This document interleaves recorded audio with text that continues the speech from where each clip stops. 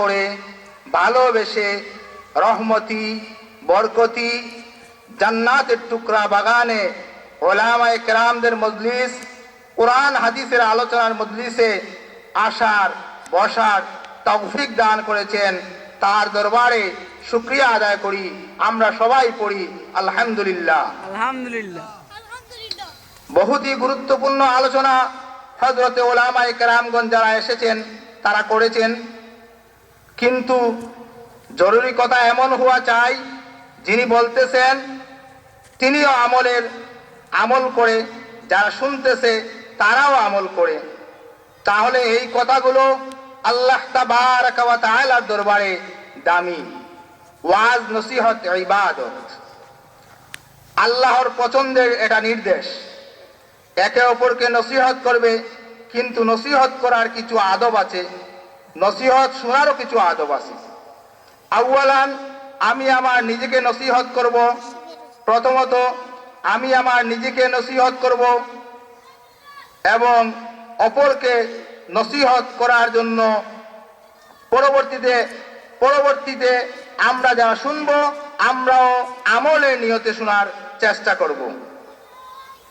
অর্থাৎ আমার নিজেকে প্রথমে মানতে হবে যে কথাগুলো আমি বলবো।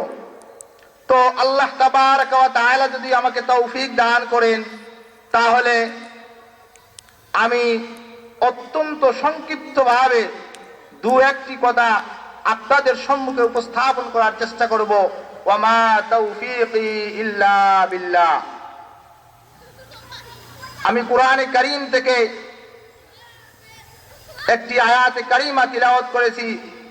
আল্লাহ তাবারাকা ওয়া তাআলা এই আয়াতের মধ্যে বলেন, কুল ইন কুনতুম তুহিব্বুনাল্লাহা ফাত্তাবিউনি ইউহিব্বুকুমুল্লাহ ওয়া ইয়াগফির লাকুম যুনুবাকুম ওয়াল্লাহু গফুরুর রহিম।